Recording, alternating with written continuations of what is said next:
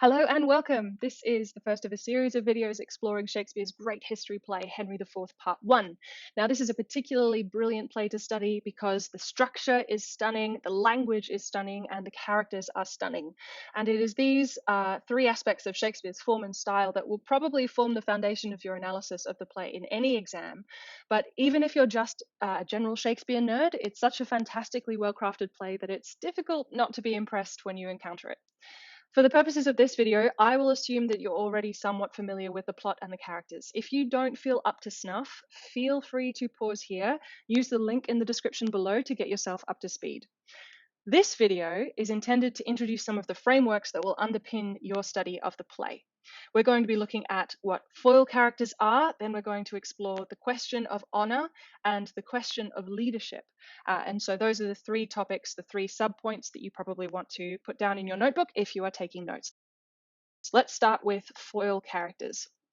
So a foil in literature is a character who's presented as a contrast to a second character so as to point to or show to advantage some aspect of the central character.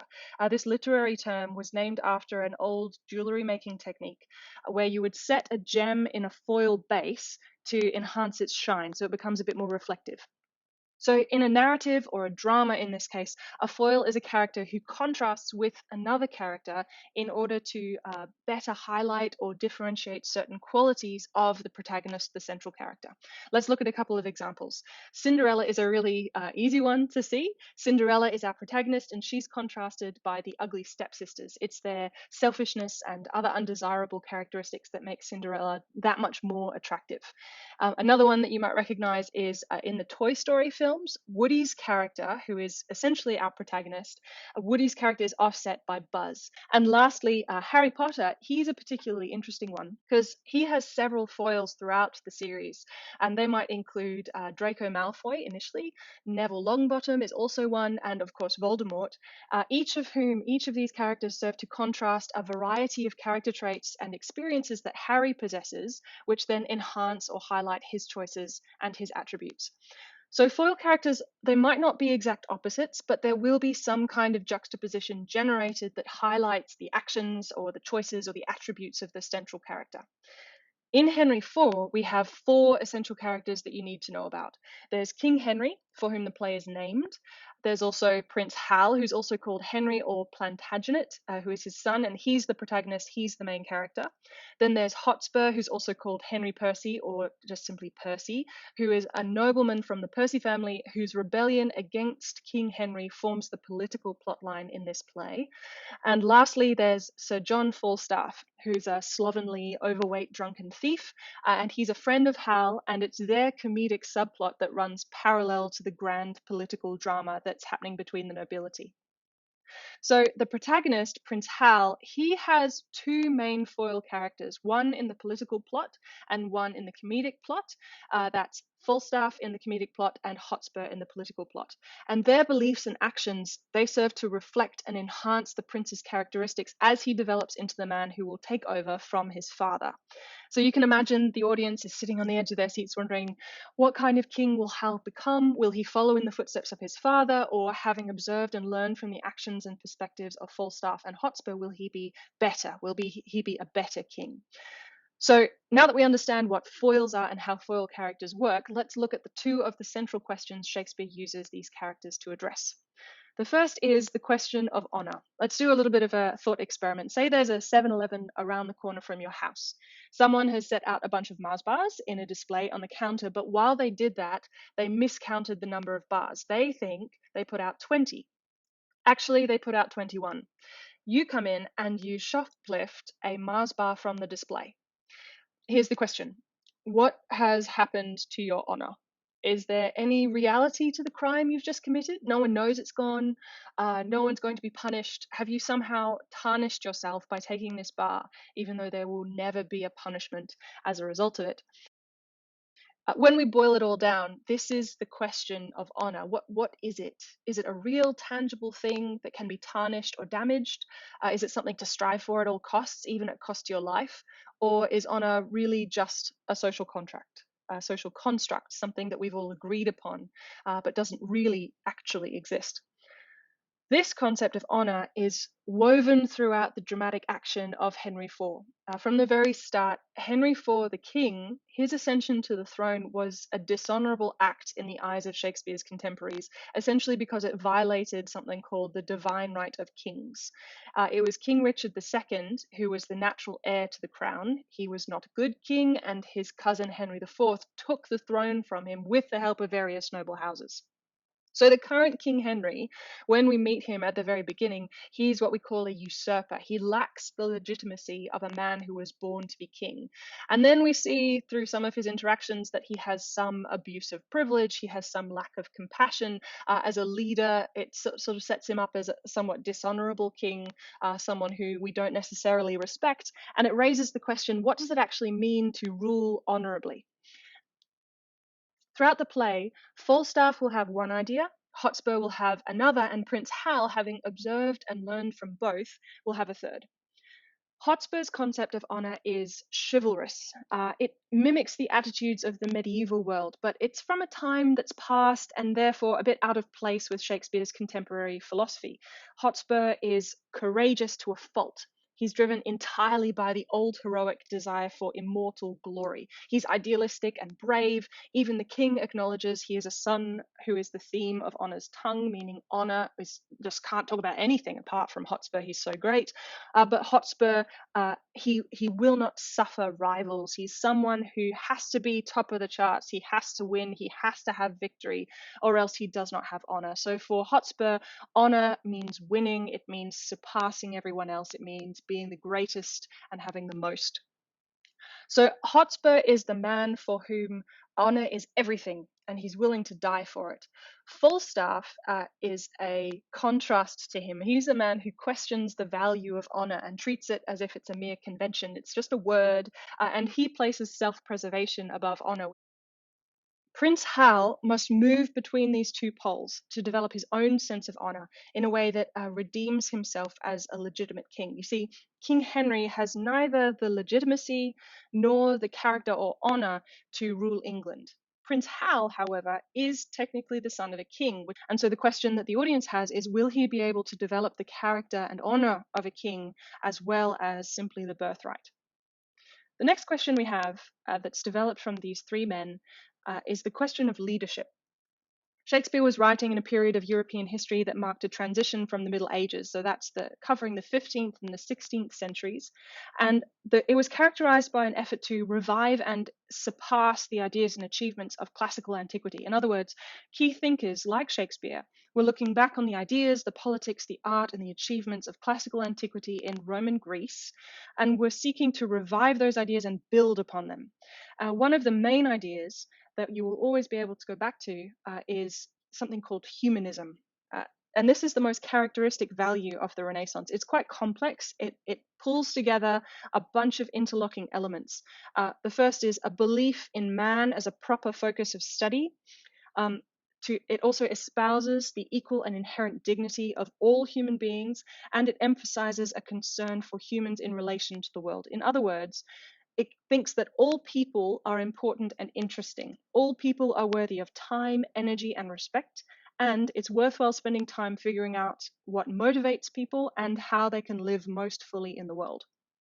This contrasts with the medieval era, where God or the deity was really the only proper focus of study. And so the emphasis in universities was on theology, on the church, and the laws of the church. And that was really all people spend their time learning about and studying.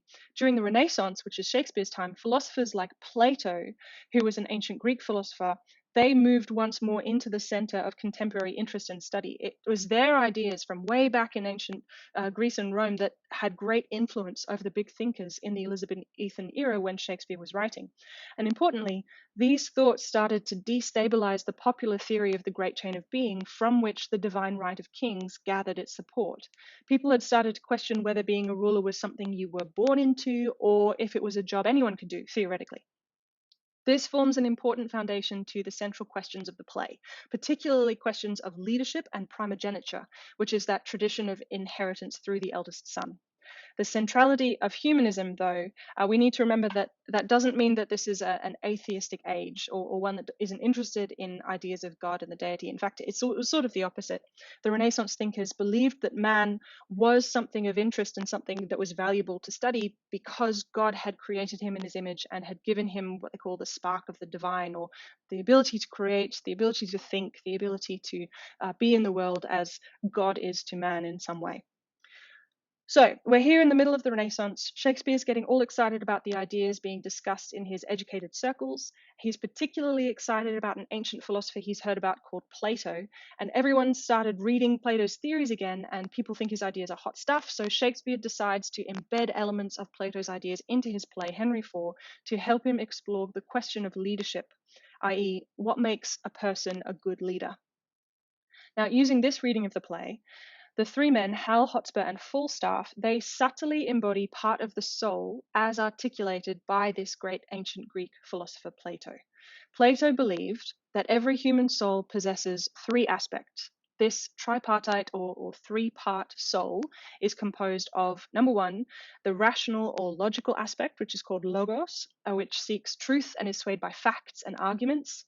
Number two, there's the spirited emotional soul, or thumos, which is fueled by feelings. And then there's three, the appetitive soul, also called eros, which is driven by physical desires such as to eat and have sex and protect your own life. So Plato asks the question, which of these three parts of the soul should be in charge? What is the best way to be human and, by extension, the best way to be a leader? Plato, way back in ancient Greece, argued that the best man is the one whose logical soul governs over the others through intellect, using the skills and attributes of the other two souls, or two aspects of the souls, to achieve his purposes. Now, this has been illustrated in various ways, but the most popular image is that of a charioteer driving a chariot with two horses. The black horse is wild and undisciplined, and the white horse can be tamed, but is dangerous if unharnessed. Both are very strong. The charioteer guides and restrains the horses to drive the chariot forward. So instead of having civil war amongst the three parts of the soul, the skilled charioteer understands each role the three forces of his soul play, and he guides the horses in carrying out their role without allowing them to interfere with each other or take over the chariot.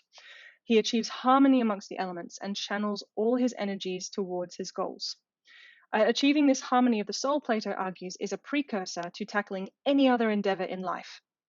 He says, and this is a translation, he says that having first attained to self-mastery and beautiful order within himself, and having harmonized these three principles, and having linked and bound all three together and made him of himself a unit, one man instead of many, self-controlled and in unison, he should then and only then turn to practice in the getting of wealth or the tendance of the body, or it may be in political action or private business. In all such doings, believing and naming the just and honorable action to be that which preserves and helps produce this condition of the soul. The last line there, believing and naming the just and honorable action to be that which preserves and helps to produce this condition of the soul, effectively means that Plato believes a man whose soul is in harmony in this way is able to discern what a just and honorable action is. It is only once a person has achieved this unity of self that they can truly act honorably. This, Plato argues, is the true mark of a good leader. Now, Shakespeare is not trying to give us a philosophy lesson, but he is using these three elements to generate characters who, in a sense, embody these three principles of behavior in order to answer questions of leadership. What does a good leader look like? How do they behave? In Henry IV, we have three options. In one, the mind is the governing force. In another, it is the heart or the passions. And in the third, it is self-indulgence and the body.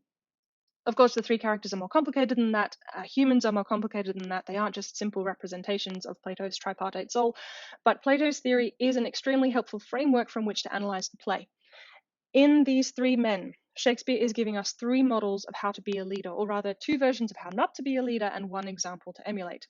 The key point to remember is this: the charioteer cannot succeed without the two horses. Prince Hal, throughout the play, learns to harness both the eros and the thumos to his own purposes.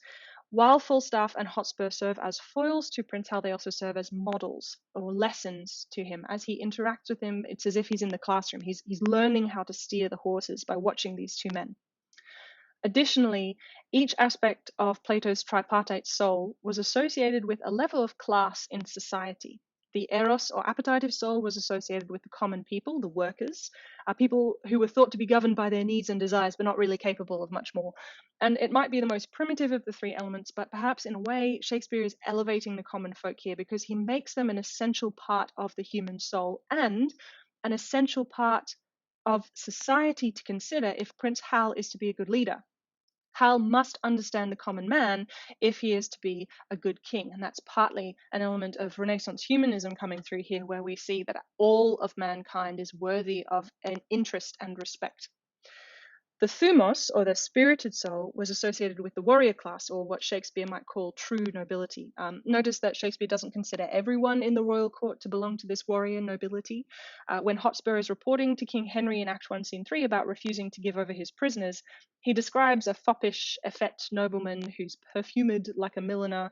He comes into the battlefield inhaling snuff or perfumed powder to get rid of the stench of the corpses. And this comic description is in direct contrast to Hotspur, who stands dry with rage and extreme toil on the battlefield. It's the great noble hero like Hercules or Achilles that epitomizes the thumos. The other kind of nobility Shakespeare kind of degrades, and I think he reckons society could do very well without them. So thumos is the noble warrior class, of which Hotspur is a key example. And then there's the logos, or the rational soul, which was associated with the philosopher kings. They were the guardians of society who were given the privilege of governing in Plato's ideal society. They're able to use reason to harness the virtues, tame the vices of the other two parts of the soul, and in so doing rule wisely, reliably, and intelligently. So these three men, Hal, Hotspur, and Falstaff, don't just represent the microcosm of the individual human soul, they also represent the macrocosm of the whole kingdom. Shakespeare is not just making a comment on what it means to be an individual leader or what it means to be a fully realized individual human being. He's also making a comment on how society works and how a kingdom should work. In the end, Hal does win the day. He is a good prince and he will be a good king. Shakespeare affirms the legitimacy of his rule and he makes the royals in the audience happy, but he asks some interesting questions along the way. As we move into more in-depth scene analysis over the next few videos, you'll see how Shakespeare develops these ideas through the structure and language of the play. So as a quick revision, we've talked about a couple of things Shakespeare is trying to do in this play. Number one, he's trying to answer the question of honor. Is it a real thing that exists even if no one is looking, or is it just a social construct? How does it work? Is it worthwhile striving for? Number two, he's exploring what it means to be a good leader. He has explored the three parts of Plato's tripartite soul through the characters Hal, Falstaff, and Hotspur to show his audience what it takes to lead well. In the next video, we'll start looking at Act 1, Scene 1, analysing the language we see there and connecting to the ideas that we've explored in this video. But until then, you might like to consolidate what you've learned by pausing here and answering the questions you see on this slide. Good luck!